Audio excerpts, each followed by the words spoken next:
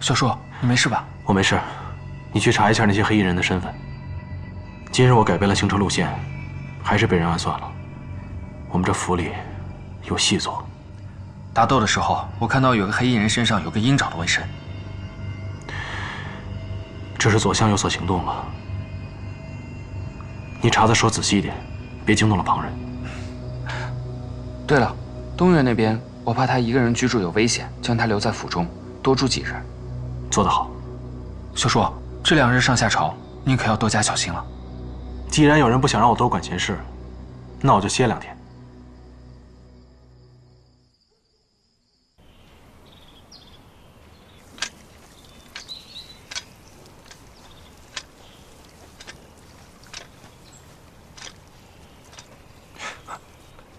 少爷，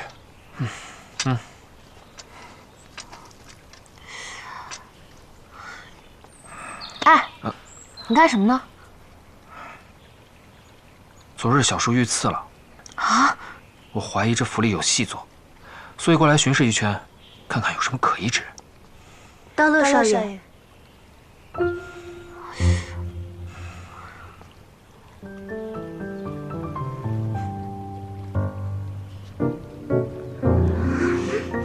哎，他怎么走了？这2个人，难道2个都是刺客？小兄弟啊，你这是在找刺客啊？不知道的还以为你在找媳妇儿呢。哎，不是，我是在看他们身上有没有鹰爪的刺青，那是刺客身上特有的标志。啊，可是你这样要找到什么时候啊？那没办法。我有办法。真的吗？可是我都找了一上午都没有线索，你能找到？怎么，你不相信我？那你敢不敢跟我打个赌啊？赌什么？如果我找到了的话，你就教我学武功，如何啊？别说学武功了，我送你兵器都行。好，那按我说的做。首先，行刺是最近才发生的，所以我们要从新来的下人查起。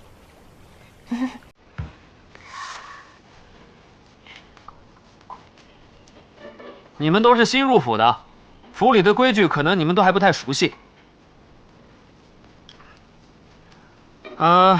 那个，众所周知，冯尚书无论身形还是样貌都是这个，所以冯府来的新人，自然要比旁人更有气质。我跟紫渊小姐决定，要给每个新入府的下人定制好看的衣物。为了力求河山，要脱光衣服量体裁衣才行。脱光衣服。现在女的先走吧。男的跟上。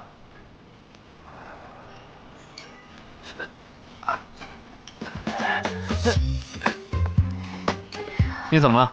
少爷，我肚子疼，我要上茅房。肚子疼，一会儿再去，先把衣服凉了再说。哦。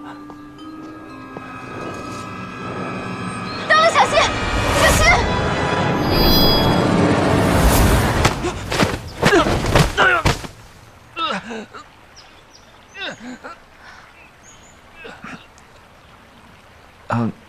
谢谢你刚才的救命之恩。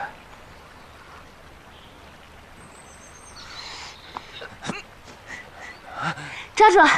你说要教我学功夫的。我知道了。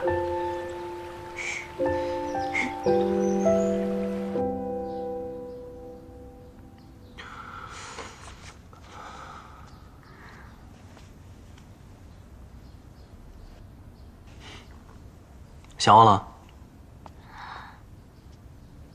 听说紫渊和道乐把刺客给抓住了。你怎么突然这么关心我府里的事呢？谁关心你？我是想关心那刺客的来路。哦，我给他放了。嗯，他这样的人，从他嘴里问不出来什么。我把他放了，才是对他最大的惩罚。被认出来的细作，不用我出手，自己人就会给他灭口。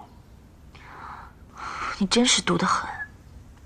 你过来就是问我这些啊？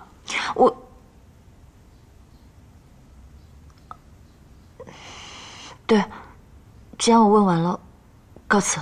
哎，等等，是不是昨晚受的伤啊？我帮你看看。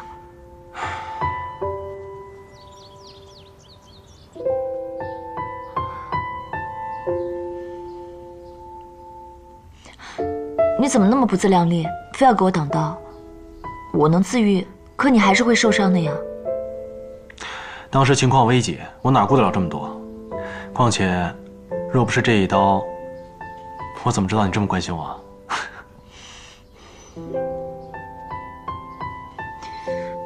这个药膏你拿去用吧，对你的伤应该很有效。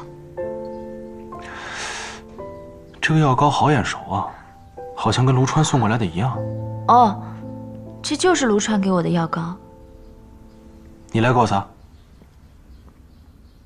你府里的婢女那么多，她们都可以给你擦药，为什么偏要是我？除了你，我可不想让第二个人碰我。快！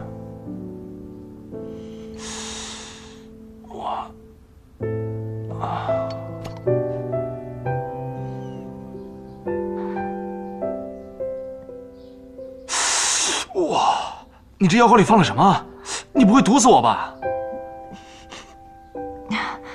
怕是银丹草放多了。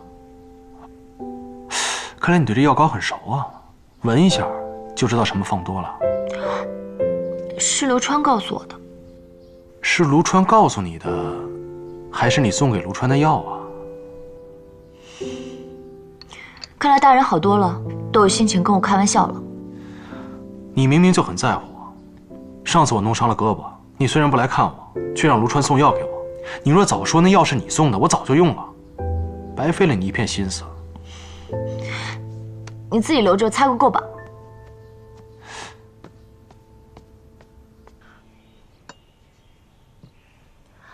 夫人，你有没有觉得最近这个东岳跟大人是越走越近了？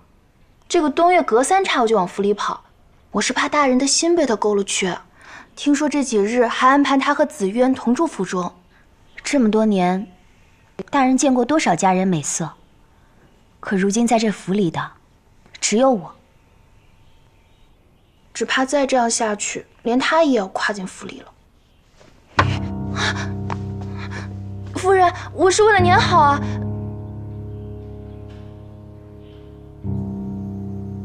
相爷，昨日深夜行刺后，英力探子来报说，交手时看到东岳胸口有火气伤。火气伤，好，你赶紧通知英力的人，务必尽快查明此事。是相爷。凤溪，我就快抓到你的把柄了。哼！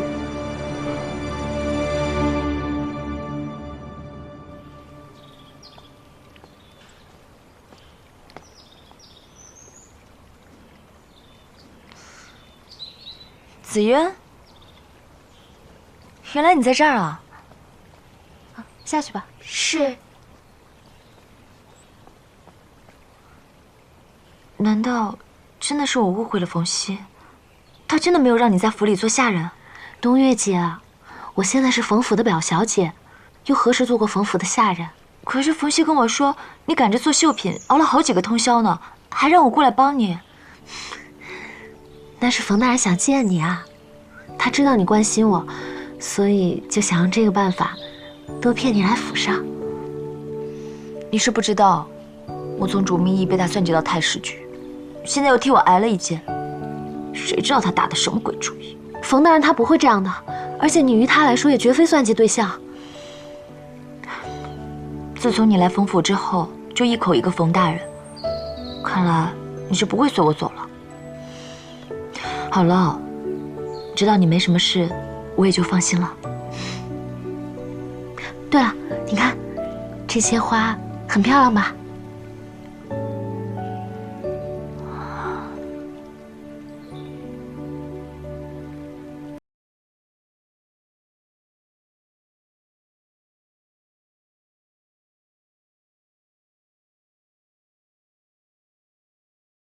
这些花好像叫什么？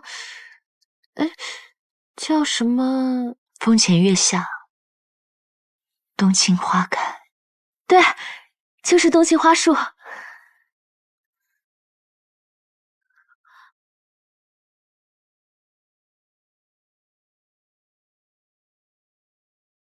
小叔，你知不知道最近朝堂上可闹翻了？左相和定远侯的人啊，为了削藩的事，可都快吵翻天了。你倒好，陛下呀，左右为难，被夹在中间，就等着你呢。那也没办法呀，我这伤还没好，如何上朝啊？人贵妃娘娘都问起了，说你这伤这么久都没有痊愈，要不要找个御医来给你看看？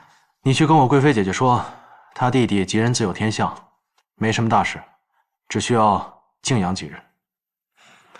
贵妃娘娘还说了，这上次洪鄂的事，多亏有你帮忙。宫中波谲云诡，我姐姐为人又老实，我本不想插手宫中之事。你们姐弟俩倒是感情深厚，明明都是大权在握的人，却偏偏担心对方会被人欺负。你懂什么？那叫血浓于水。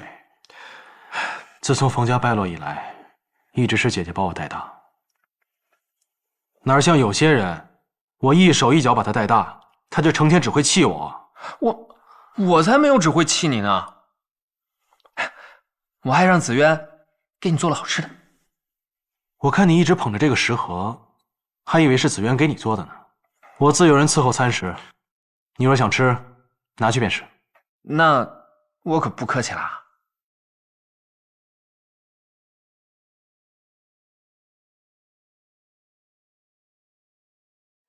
我好心好意帮你擦药，你却一点都不珍惜自己的身体，你这吃的都是些什么呀？幸好刚才碰到婢女给你送午餐，才结下了这个食盒。小叔，你就吃这些东西，那病怎么好啊？你故意吃这些发物，加重伤势，你是馋疯了吗？难道他是为了骗我天天照顾他？那是因为你借病不想上朝，你一日不上朝，陛下就下不了决心颁削藩令。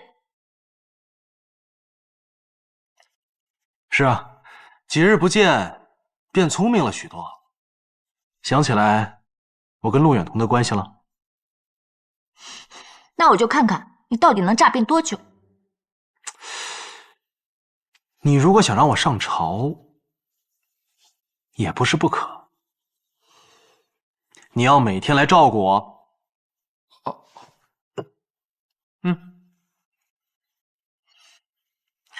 你要每日来我这里，亲自来给我上药。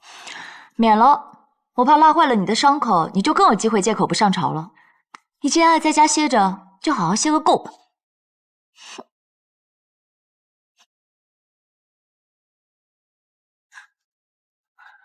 你看，他口是心非的样子，还是挺可爱的。小叔，你以后就不要说我不关心你了。这顿饭啊，让给你了。大乐，哎，大人吃我做的饭啦，怎么样？还行吗？岂止是还行，下次你多做一份。怎么，你也想吃啊？不，我看小叔吃的意犹未尽的，怕是没吃饱。别闹了。对了，冬月姐她走了吗？你找她有事啊？这是冬月姐掉在后院的手镯。风前月下，冬青花开。不如你让冯大人转交给他。小叔肯定乐意做这件事情。哎，子渊，怎么了？武功，你还跟着我学吗？学啊，当然得学，这是你欠我的。怎么，你是不是想耍赖啊？那明天后院不见不散。不见不散。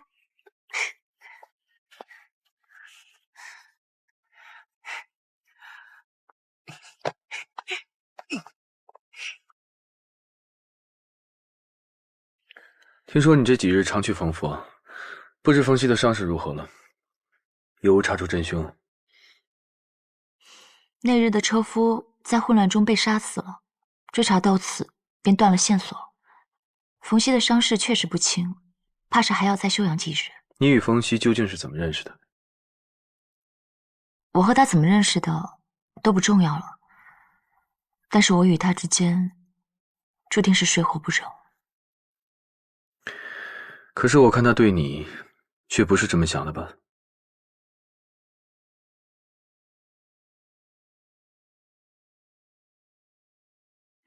殿下，东岳大人，这是冯尚书派人送来的。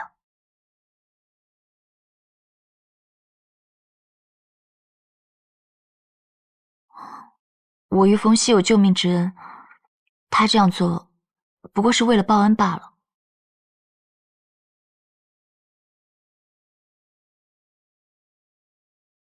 呀！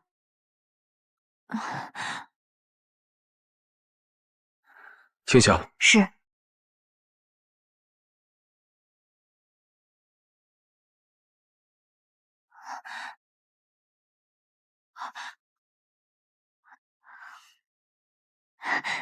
谢谢啊，坏事而已，不必兴师动众。可是我刚刚看你，好像挺在意的。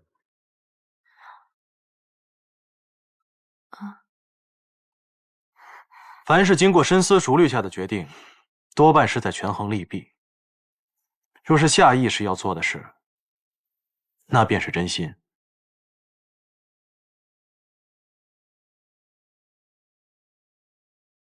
殿下，有些事懂的人他自然会懂，不懂的人跟他说了也是白费口舌。这冬青枝的意义，我和东岳懂就好了。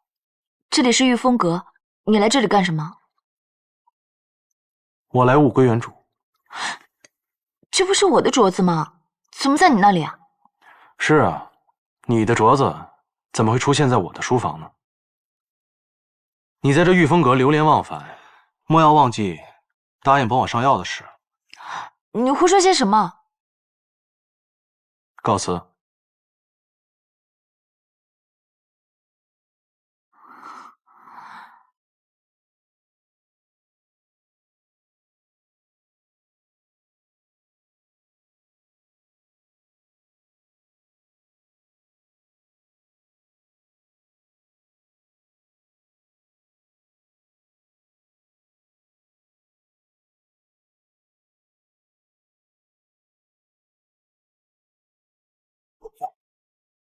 谁敢在我冯府门口造册？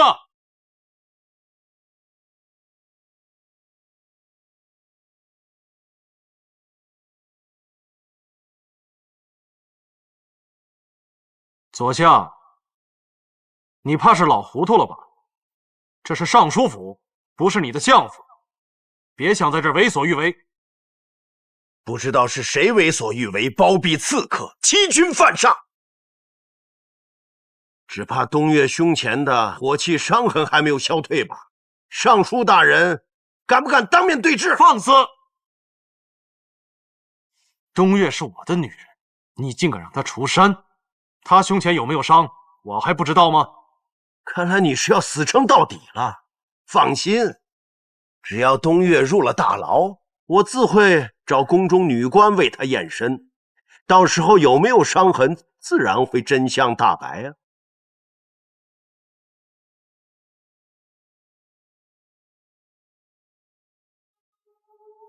就算他有伤，也不能说明他是刺客。我倒要看看，谁敢在我家门口造册！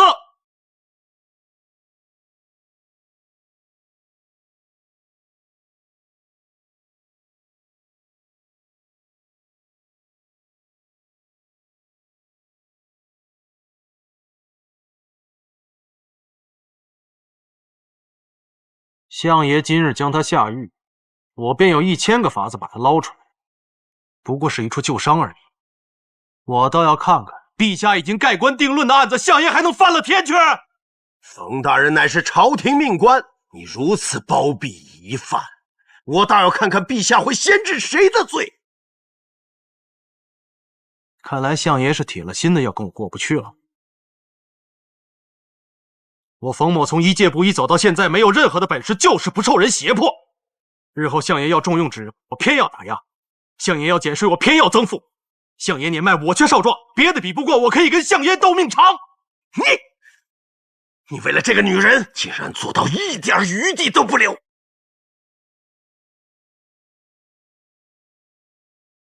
听说相爷在为削藩一事，与兵部僵持不下。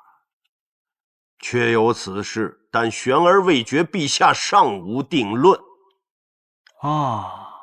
不如我与相爷各退一步。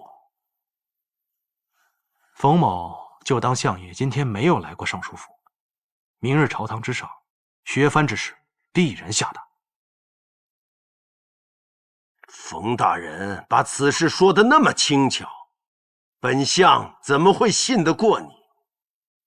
相爷抓人易如反掌，但化敌为友的机会却稍纵即逝啊！你与陆远同沆瀣一气，谁要与你为友啊？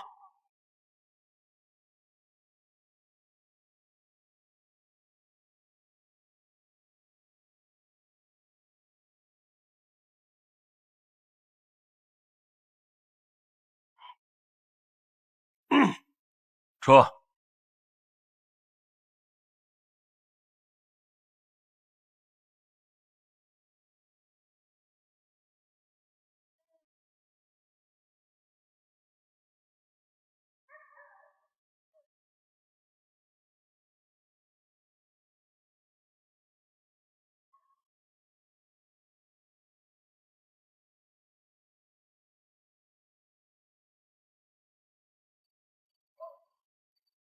这老东西真是顽固，枉费我许多口舌，差点就镇不住了。你的伤口又疼了吧？让你成天偷吃卤鹅酱牛肉。若非如此，怎能骗你施医赠药啊？这都什么时候了，你还有心思开这种玩笑？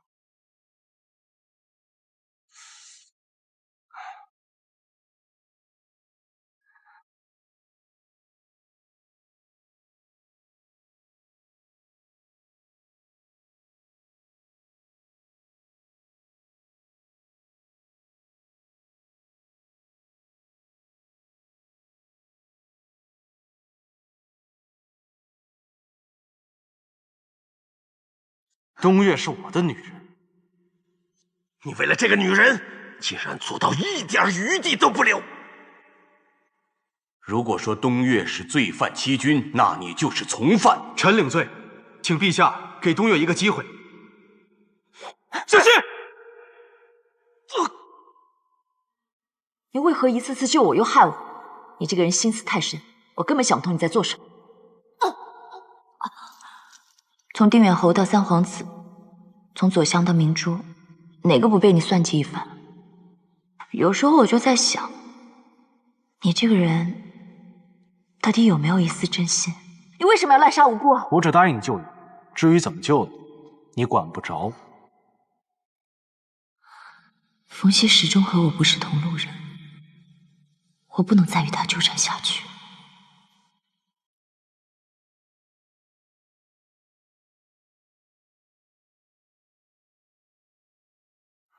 你说你今天就要搬回去？嗯。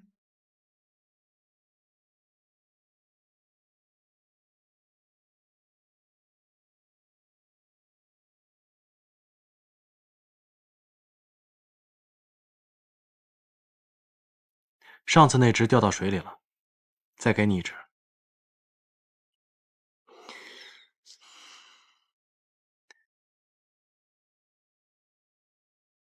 风前月下，冬青花开。此情此景，是不是很熟悉呢？你的伤口还未痊愈，不好好休息，又何必为我做这些呢？只不过赠你一只冬青枝罢了，何必如此感动呢？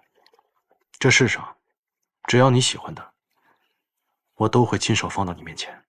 你明知道我说的不是这些，你屡次犯险救我，值得吗？我说值得就值得。你我之间的关系，不过是为了掩人耳目罢了。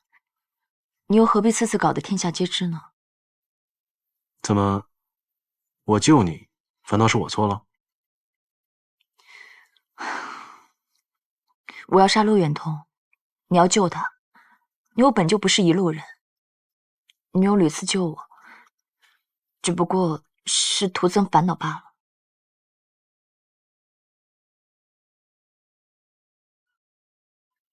你不让我救，我偏要救。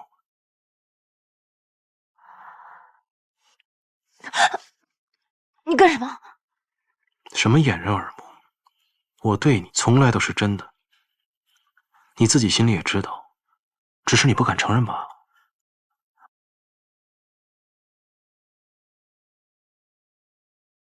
上步，起右脚，左手背到后面，然后再落步，刺，再刺，这个手要扣回来。没想到你看起来柔柔弱弱的，倒是很能吃苦的样子。当年小叔逼我练功的时候，练得我浑身酸痛，我每天就想着怎么躲开他。你倒好，每天主动跑过来找我。我虽然没有冬月姐那么武功高强，但至少以后遇到什么危险，我能保护我自己，不会连累你们。你一定可以的。你好像比我还相信我自己呢。你和别人不一样，你可是第一个站在我身前保护我的女孩子。也是，那说明我胆子大嘛。反正我保证，你只要好好跟着我练，日后肯定比冬月还厉害。不过你力气太小了，更适合练飞镖。我已经托人打造了一套，改天教你。没想到你还挺有心的嘛，有点小师傅的样子啦。我们继续吧。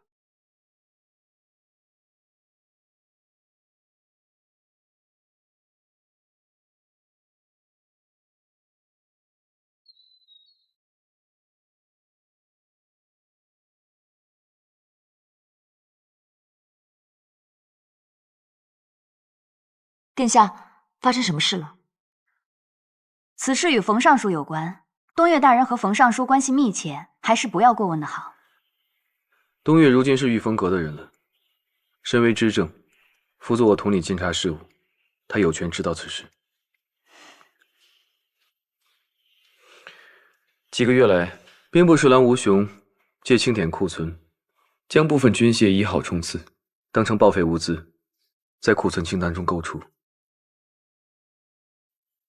那批军械现在何处？不知所踪。你是怀疑冯熙勾结吴雄，倒卖军械？这是兵部尚书殷实发现的，联系吴雄的人似乎与陆远彤那边有关。你的意思是，这些军械都是要卖给陆远彤的？吴雄进入兵部是冯熙举荐的。最近有人看到吴雄频频出入冯府，这件事断不可能是吴雄一个人干得出来的。东岳，我知道你与冯熙关系很好，但此事非同小可。贩卖军械的事一旦坐实，只怕冯熙跟陆远彤都承受不住天子之怒。大人，这是兵部这个月耗损军械清单，请大人过目。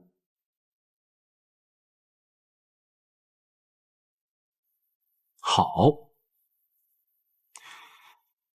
吴雄，之前你经手的军械都已经顺利交接，你做事果然仔细，比你的上司殷实强太多了。日后若是兵部尚书有空缺，我看你就合适。多谢大人。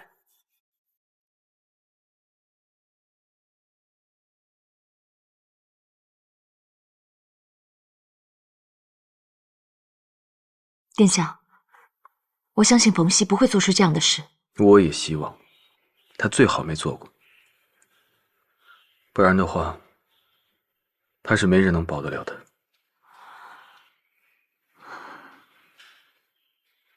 你是不是觉得我跟冯熙一直都是势不两立？其实我与他也曾有过一段同忧共息的日子。当日冯家尚未败落，冯熙奉诏入宫伴读，可能是他的运气不好吧，被指给了我这个不受宠的皇子。别的伴读都仗势横行，唯独我，要依赖着他帮我出头。你是何人？我叫冯熙，是御史台冯大人的小儿子。从今日起，奉诏入宫伴读。殿下，您不冷吗？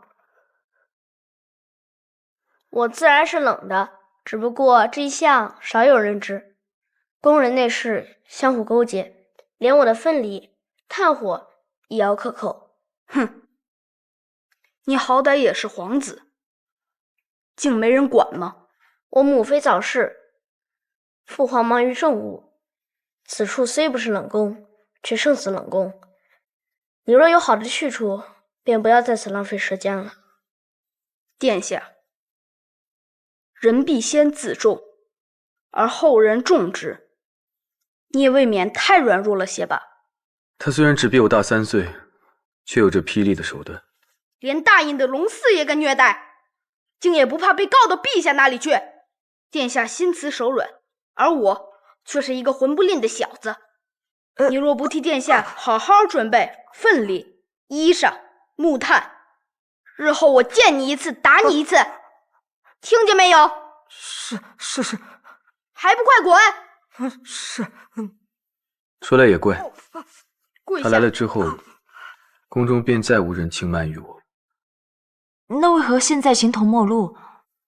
哦，不对，简直是水火不容。冯熙为人偏激，爱恨分明。他对我好时，是一心一意的护着我；可遇到他不喜欢的人时，也会竭尽全力置他人于死地。我曾经劝过他，可他反过来质问我：如果对所有人都一视同仁，是否对自己在乎的人来说也是一种不公平？我竟无言以对。可直到有一日，他不再是为了喜恶，而是为了权力对付别人的时候，才触及了我的底线。殿下，我能明白你的想法。我绝对不会让任何人冤枉他，但我也不会偏帮他。贩卖军械一事，我势必追查到底。更何况，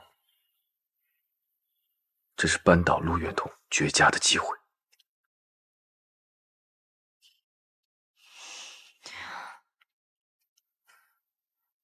殿下放心，我会尽快调查此事。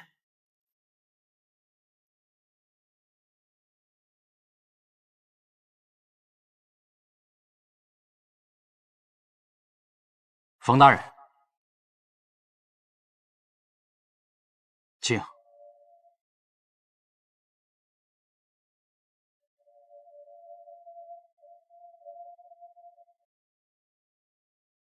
补斩。冯熙果然可疑。清晓，殿下，冯熙今日去了吴雄的私宅。或许冯熙跟吴雄有私交呢，这并不能说明什么。我派人查了，那宅子数月之前都没有住人，反倒是最近一箱箱往里运东西。东岳，如果这宅子里确有冯熙的罪证，你怎么选择？我刚刚在来的路上想了一路，若是冯熙真的犯了大错，我也不知道该怎么办。或许也没有那么糟糕。放心，我会核实清楚那所宅子里所藏之物的。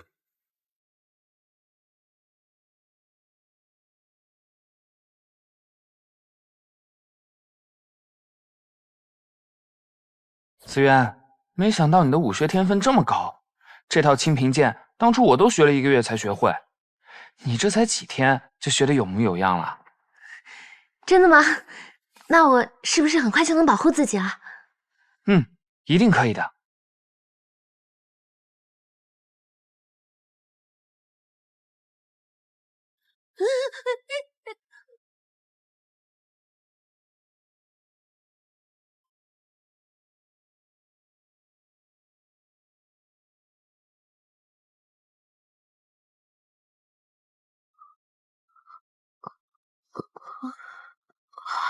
我怎么那么笨啊？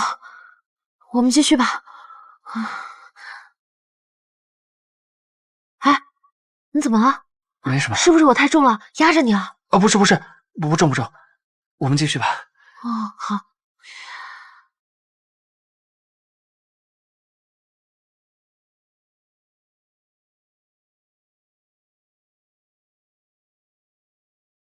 殿下，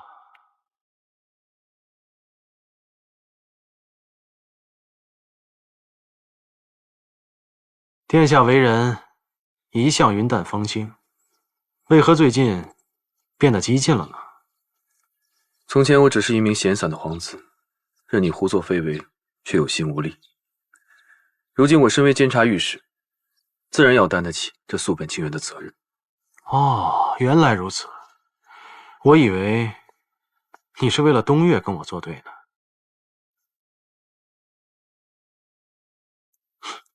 前些日子，殿下又要约东岳去看皮影戏，为何到了门口却不进去？父亲竟然跟踪我，只是我的下人碰巧碰见罢了。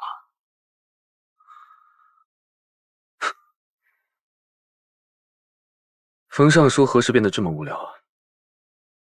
你过来不会就是为了跟我说这些吧？我只是想提醒殿下，东岳是我的女人，不要多做妄想。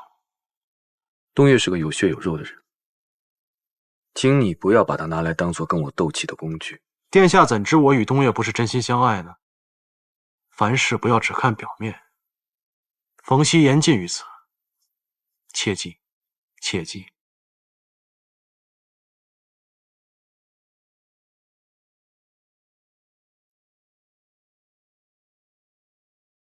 陛下，御风阁自从插手监察以来，除了沿路之事得以清算，其他再无作为。微臣认为，御风阁并无大用，那些有能之士留在御风阁，只是尸位素餐罢了。御风阁做了哪些事，不需要向礼部汇报。官员任免是陛下决定的。冯尚书在这里指指点点，是否越俎代庖？东岳善占卜，熟礼法，与其让他在御风阁浑浑噩噩，倒不如来礼部一展所长。礼部可用之人无数，冯大人刻意抹杀东岳在御风阁的功劳，不过是想跟我抢人罢了。行了行了，别再吵了。陛下恕罪，是臣无状了。父皇，儿臣有事要奏。奏来。冯熙参与倒卖兵部军械，请父皇明察。啊，倒卖军械啊，这可是杀头。殿下莫不是在开玩笑？乱说呀！我一个礼部的官，如何倒卖兵部的军械呢？哼，殿下想要诬陷我，也要找个好理由才是。近几个月来，兵部以受损为由，报废了一批军械，但这批军械从此便下落不明。儿臣查有实据，这批军械的失踪与冯熙有关。殿下这么说，看来是已经有了真凭实据了。对啊，星耀，你可有证据？证据尚在核实当中，不过儿臣所说的句句属实，绝不敢欺君。看来殿下并没有实证，所谓夷邻窃府，既然殿下自有主张，那要必须拿出证据来才行哦。星耀，朕知道你从小就不会撒谎，可是你为人善良，难免为奸人所利用，偷运军火非同小可呀。儿臣已经开始着手调查，假以时日，一定能拿到冯熙倒卖的罪证。那就请陛下做个见证，若殿下能找出罪证，臣甘愿伏法；但若搜不到，若是儿臣拿不出罪证，儿臣甘愿卸任御史大夫一职。殿下做不做御史大夫，跟我又有什么关系啊？外加裁撤御风阁，请父皇做个见证，只求父皇赐儿臣7日时间，让羽林军对京都全面搜索，儿臣一定将罪证亲手呈上。也罢，那就听你的吧。退朝，恭送陛下。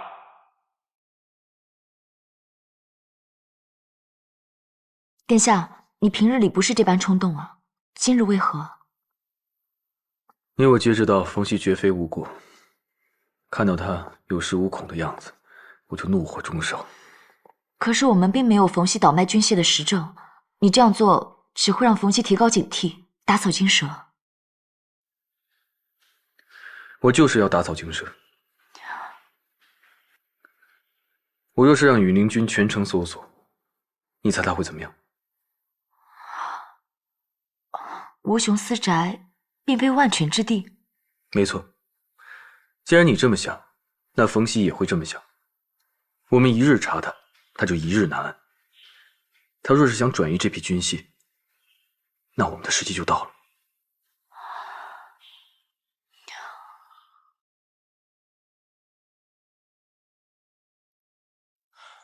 冯大人，安排的怎么样了？都已经安排妥当了。大人，请随我去看看。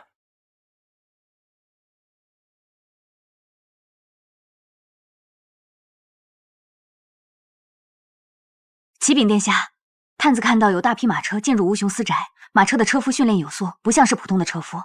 马车进了宅子，到现在还没有出来。看来他们已经收到封城的消息，今晚必定有所行动。殿下，那我们现在是不是要调动羽林军包围吴雄私宅？传我手谕，让羽林军到吴雄私宅附近集合。是。冬月，为了避嫌，你还是不要去了。我不能看着冯熙被抓。子渊，子渊，冬月姐，你找房大人吗？他带着道乐出去了，他们在吴雄的私宅，快去救他们！小妹他们应该快回来了，他们今晚不会回来了。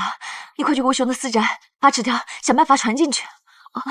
三皇子已经带羽林军过去了，你抄近道，把纸条送给他们，我回家等你。快，好啊。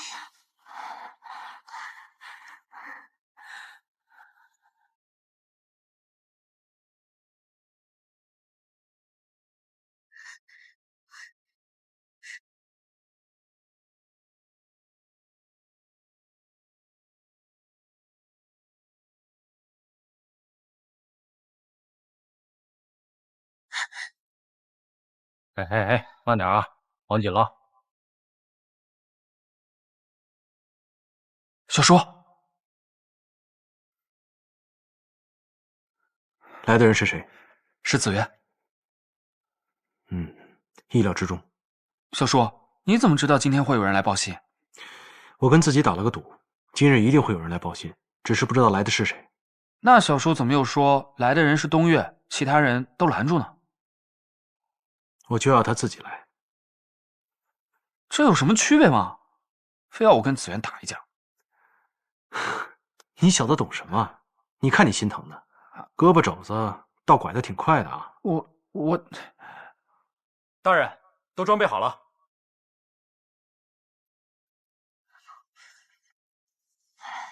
冬月姐，怎么样？我刚到附近，还没来得及想好怎么将纸条送进去，纸条就被人抢走了。谁想阻止你啊？他蒙着面，我没看清。不行，我不能让冯熙有事，我自己去通知他。殿下果然没有猜错，你真的要去通风报信？我去哪儿用不着你管，让开！你这样对得起殿下吗？还说什么绝不包庇，事到临头就成了叛徒。殿下吩咐了，事成之前，冬月姑娘就在家里待着吧。若是我非要去呢？那就莫怪刀剑无眼。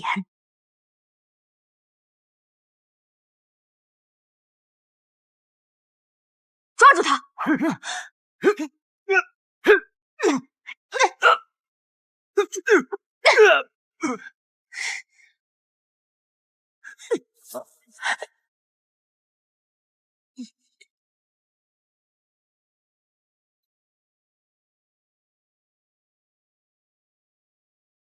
开门！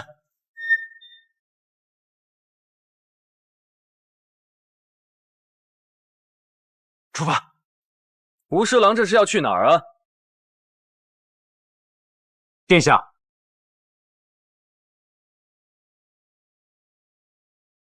都已经这么晚了，吴侍郎似乎行色匆匆啊。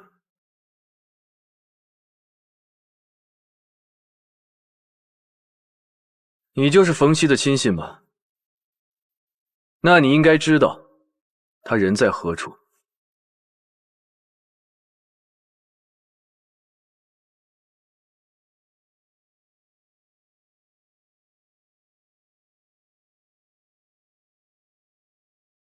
殿下是在找我吗？冯大人，贩卖军械可不是小罪人，我已经警告过你了，奈何你明知故犯。我看你的车上另有一个人吧，不知可否叫出来见一下？见是可以，只是殿下这持刀弄剑的，怕吓着他。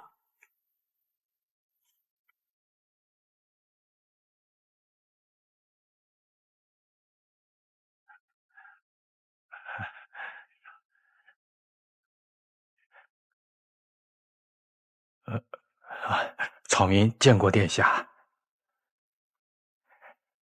头抬起来。你是定远侯的人。殿下抬举了，草民只是个普通的小本商人。你不承认没关系。来人，搜车。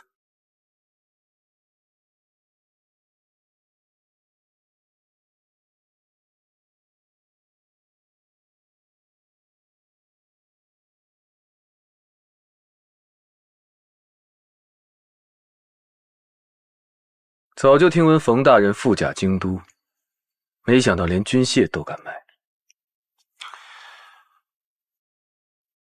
三殿下说这话可要有证据。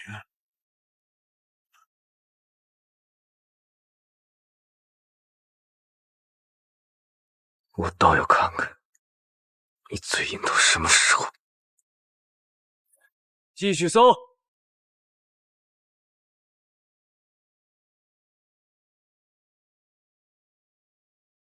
那这的箱子里一半是银子，另一半是粮食，并无军械。你说什么？是啊，你不妨大点声说，让大家都听听，这里面装的是些什么。你到底在耍什么花样？这人到底是谁？他刚才不都说了吗？他只是个商人。殿下，你为什么就不肯信我呢？你真的是粮店老板？千真万确啊，殿下。冯大人找到我，只是为了向我买粮食，用于赈灾啊。此人身份可荣厚在场。到了。是。送许老板回去。是。告辞。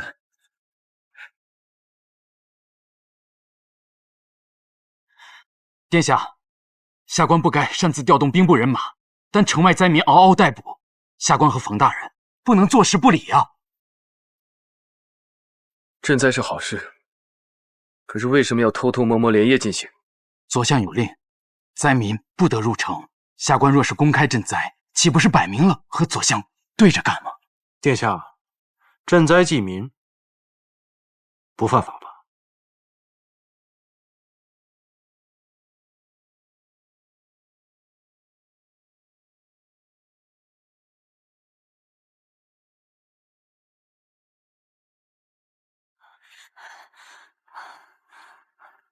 青晓没能拦住你，你终究还是来了。求殿下放过冯熙。事到如今，还需要我放过他吗？还是求他放过我吧。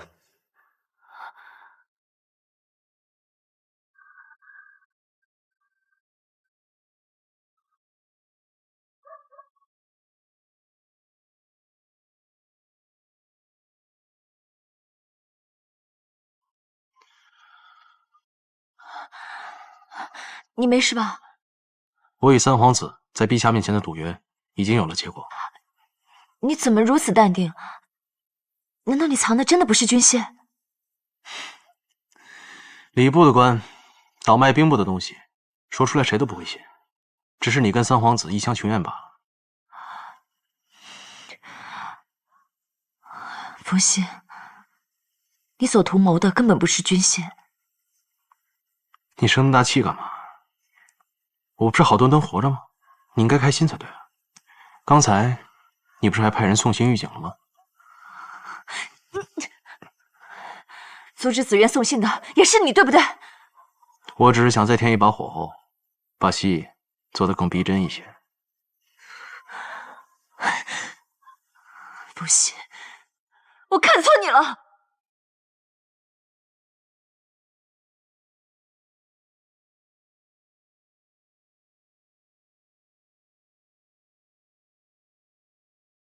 小叔，幸好你把三皇子的注意力引到了吴雄那边，我们才能将军械顺利的转移到岐山。到了，粮店那边都打点好了吗？早就办妥了。接下来那批军械怎么处置啊？岐山迟早会被发现，还是尽快转移为好。哼，去吧，告诉我慕容姑娘，又有生意上门了。好。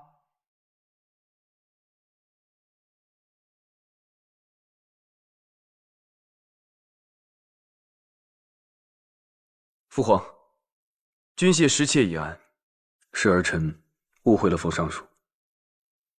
监察司确有失职之处，按照之前的赌约，陛下，赌约之事只是殿下一时意气用事，万万不可当真呐。天子面前焉有戏言？按照之前的赌约，儿臣愿裁撤御风阁。御风阁是你多年的心血，怎么能说撤就撤呢？这样吧，御风阁可以不撤，但是即日起不得议政。还有，朕要罚你免俸禄3年，撤去御史大夫一职，你可认罚？儿臣认罚。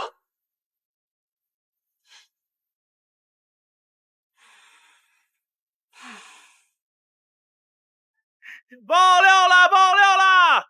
朝廷颁布削藩令，定远侯偃旗息鼓，夺回蜀地。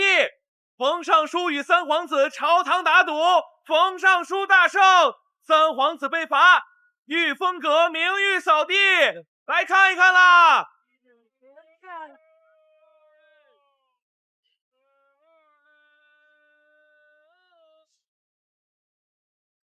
冯大人进去聊了那么久，怎么还没出来？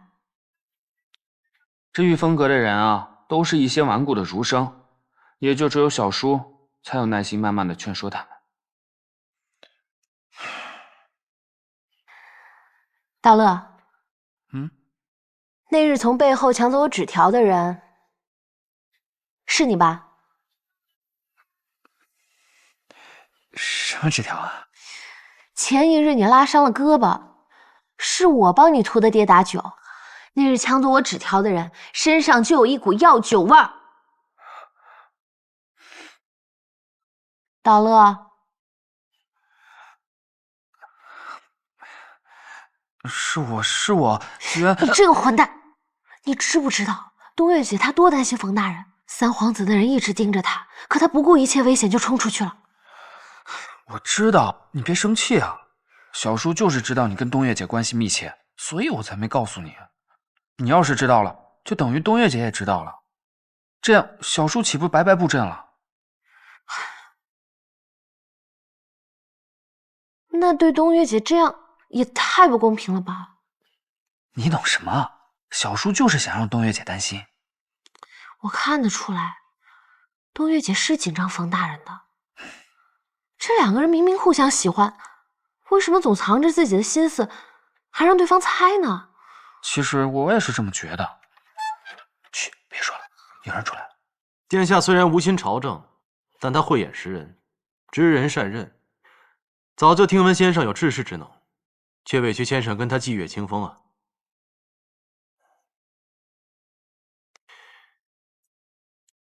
我愿意举荐先生入仕，礼部户部，但凭挑拣。那就多谢尚书大人厚爱了，告辞。请。告辞，告辞，告辞，告辞。各位少安勿躁，陛下并没有下旨要裁撤御风阁，还请各位静观其变，再做决定。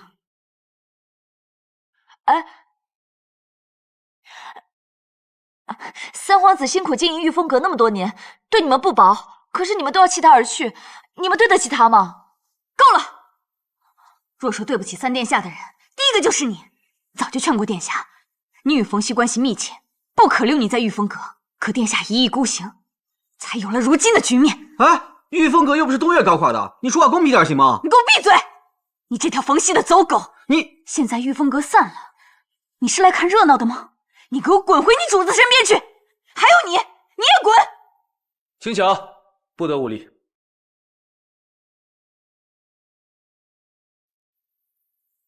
这次误中冯熙圈套，是我过于天真，踩入陷阱。这一切都怨不了别人。感谢诸位多年来与本皇子共进退。如今本皇子已请辞了御史大夫一职，御风阁亦不论朝政。各位若是有更好的去处，本皇子已经准备了举荐信和盘缠。殿下，如果您不嫌弃的话，我愿意留在御风阁，追随殿下。殿下，我愿意留下。殿下，我也愿意留下。殿下，我也愿意留下。好，这是我近几日接触的御风阁门客名单，凡是有意向加入的，我都在他们名字上面做了标记。那这些没做标记的，是还在犹豫吗？这几个人前些日子说要来，可是今天却没见到他们人，是有事耽搁了吧？也不知道现在的御风阁是怎样一番景象。道乐，走，他们不来，我们去御风阁看看。东岳，谢谢你，此刻还愿意留下来帮我。殿下，我相信你一定会东山再起的。我看怕是难啊。良禽择木而栖，选错上司，可大可小，小则穷困潦倒，大则人头不保。你住嘴！你这个时候过来是为了看热闹吗？殿下忽然关心朝堂之事，令下官惶恐。但我设这个局，只是想在朝上少个敌人，并不是存心针对殿下。巧言令色，你设计殿下，现在还振振有词。殿下若输，只是输掉他的前程；我若是输了，输掉的可是我的性命。若没有必胜的把握，怎敢硬赌呢？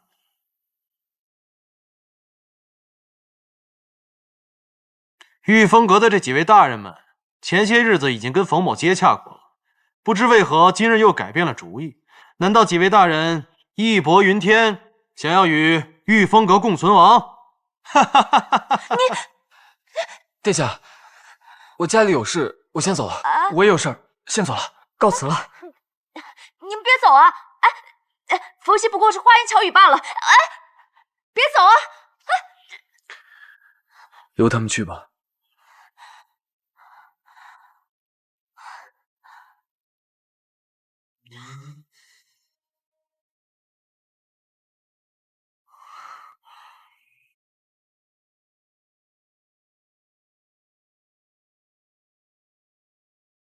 可不可以放过御风阁？这件事情已经惊动了陛下，不是说放过就能放过的。你真当我无所不能啊？我只知道，殿下是纯良之人，被你以激将法骗入局中。御风阁是他毕生的心血，还请大人得饶人处且饶人。我好不容易赢了一次，你却让我得饶人处且饶人。那你知道我输了会有什么后果吗？我不会让你输的。就凭你？冯大人这样做，无非是想收拢御风阁的人才。听闻大人最近在替礼部招兵买马，不知道这礼部有没有合适我的位置？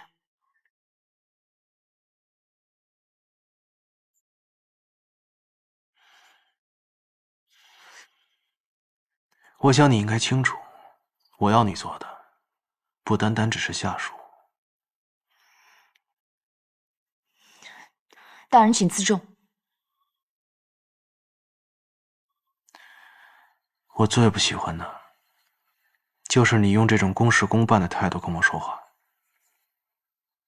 还记得你那天心急如焚的赶来救我，可不是这样的。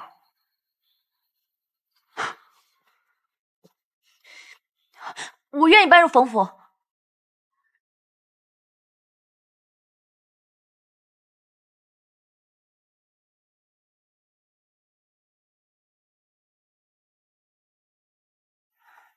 那你知道这意味着什么吗？只要你肯放过三皇子，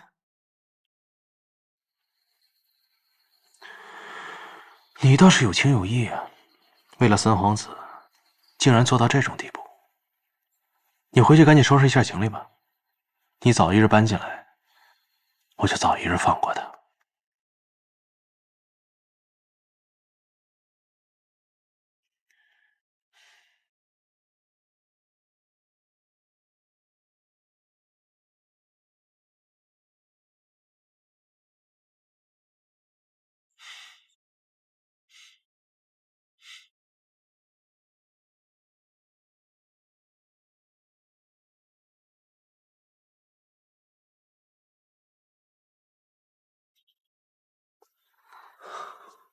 你也是来辞行的吗？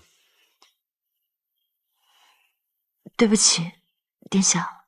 殿下对你有情有义，如今殿下有难，你竟不顾而去。亏欠殿下的，日后我一定归还。只是此刻，我必须要离开御风阁。那你倒是说说，为什么非走不可？好了，青巧，东岳不是你想的那种人。那日那些门客要走也就罢了，殿下平日对东岳百般看重，如今他为了荣华富贵背叛殿下，殿下怎能无动于衷？东岳所求的不是高官厚禄，也不是荣华富贵。我相信他有自己的想法。殿下，我离开御风阁事出有因，只是尚无头绪，还不敢轻易许诺。只待日后事成之时，可以报答殿下当初的知遇之恩。冯熙和兵部的人一起买粮赈灾，此事本就蹊跷。若冯熙真的在帮陆远彤偷运军械，他便是引发战争的祸首之一。我一定要想办法将此事调查清楚。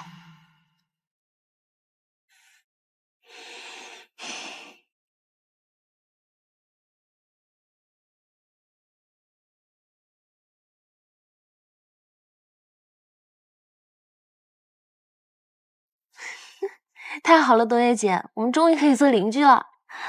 我以为有了道乐，你在冯府已经不愁寂寞了。你瞎说什么呢？道乐在我眼里啊，跟小厮就没有差别。不过他教我武功还挺上心的，看来过不了多久，我就能帮冯大人单独执行任务了。你对冯熙倒是死心塌地的。冯大人他虽然在别人眼里是个不择手段的人，但是他救过我弟弟，救过我，还帮我脱胎换骨，重获新生。别人怎么看他不重要，我这欠他的，我这一辈子都还不清呢。若是我能跟你一样洒脱就好了。参见夫人，参见夫人，参见夫人，参见夫人。我不是你们的夫人，我只是暂住于此。没事，你们下去忙吧。是。你这个人啊，就是性子别扭，刚才简直把不乐意都写在了脸上。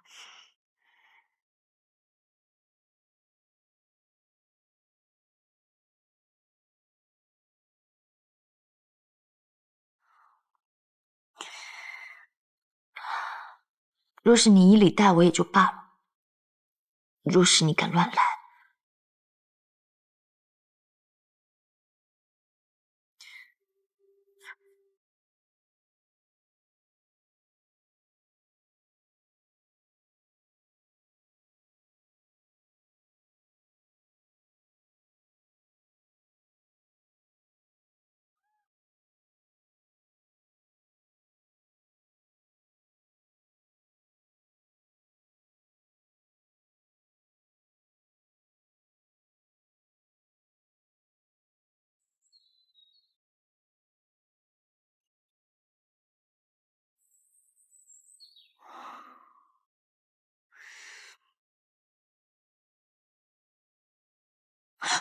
谁啊？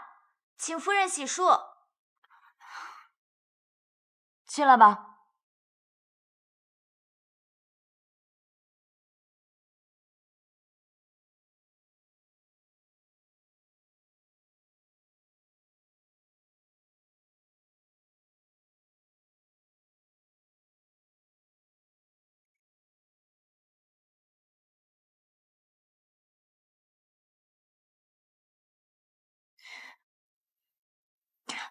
我还是自己来吧，你们这样我不习惯。是。奴婢在门外等候夫人。嗯。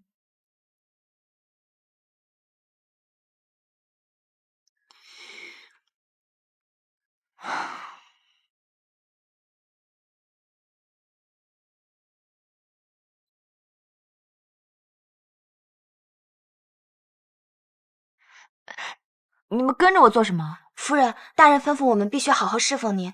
你有什么事尽管吩咐。我没什么事，我只是随便走走。那奴婢陪您四处走走。我不用你们陪。夫人，您是要出府吗？我只是来暂住的，又不是犯人，为什么不能出府啊？夫人，府中的地方很大的，要不奴婢陪您到别处走走。你们大人是要将我禁足吗？你们是奉命来看管我的吗？奴婢不敢，大人说了，夫人既然住进来，就应该遵守冯府的规矩。我都跟你们说了，不要叫我夫人。冯熙在哪？他在干什么？我要见他。夫人这是想念大人了吗？奴婢这就去汇报大人。哎，不要去汇报，谁想他了？夫人，你也别太担心了。正如夫人您所言，大人万花丛中过，也许只是一时兴起，才把那个东岳接进了府。可是这次东岳进府一应物品，全是大人亲手置办，没让旁人插手。依我看啊，大人对那个东岳也不怎么样。东岳进府已经好几日了，大人近些日子虽然清闲，却并未见他们私下有会面，说不定过2天就把他赶出府了呢。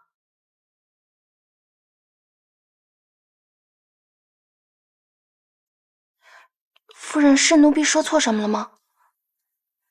你倒是提醒了我，大人之前从未如此对待过任何一个女人。他这不是在晾着东岳，他是欲擒故纵。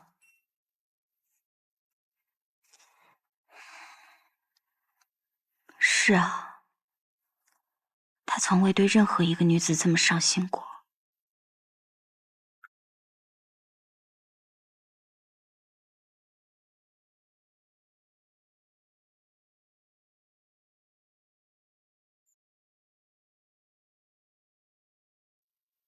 这几日过得如何？我既然已经决定追随你了，就自然会按照你的安排去做。你又何苦将我禁锢在这府中呢？我在御风阁还有事务未了。你已经搬进了我的府里，还当着我的面念叨那个三皇子，真是令人心烦呢。你干嘛？你放开我！哎，你放我下来！冯熙，你干嘛？你放开！你放我下来！